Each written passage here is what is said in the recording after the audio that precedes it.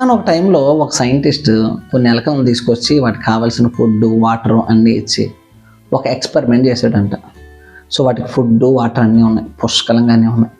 So లోపల ఉండి బాగా తిని తిని తిని కొన్ని రోజుల్లోనే అవి 2200 వరకు చేరుకున్నాయి. సూపర్ కదా, బాగా ఎక్కువగా పెరిగాయి. ఫుడ్ కావాల్సినంత ఉంది, వాటర్ కావాల్సినంత ఉంది, అసలు ఏ లోటులే. ఇంక ఇవి తిరగడం కూడా మానేసి కొన్ని రోజులకి తినటం పడుకోవడం, తినడం పడుకోవడం అలాగే ఉండిపోయాయి. కొన్ని అలా తిని తిని తిని చచ్చిపోయాయంట. కొన్ని వీక్గా అయిపోయాయంట కదలలేక. కొన్ని బాగా బలిసి ఏవైతే బలవకుండా ఈ వీక్గా ఉన్నాయో వాటి మీద అటాక్ చేసి వాటిని చంపేసాయి. వాటిలో అవే కొట్టుకొని బద్ధకంతో అవి చచ్చిపోయాయి. ఒక్కటి కూడా మిగలలే. మన లైఫ్లో కూడా చాలామంది తల్లిదండ్రులు ఏం చేస్తున్నారంటే మన పిల్లలు కష్టపడకూడదని చెప్పి వారికి కావాల్సిన ప్రతిదీ వారి దగ్గర తెచ్చి పెడుతున్నారు. దానివల్ల పిల్లలకి ఇంత కూడా బాధ్యత తెలియట్లే, ఇంత కూడా కష్టం తెలియట్లే. దానివల్ల వాళ్ళు చాలాసార్లు హాని చేసుకునే వారిగా మారిపోతున్నారు.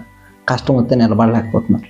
ఈరోజు నీకు చెప్తున్నాను, ప్రతి ఒక్కరికి కష్టం విలువ తెలియాలి, ప్రతి ఒక్కరికి బాధ్యత తెలియాలి, ప్రతి ఒక్కరూ బాధ్యతతో పనిచేయాలి.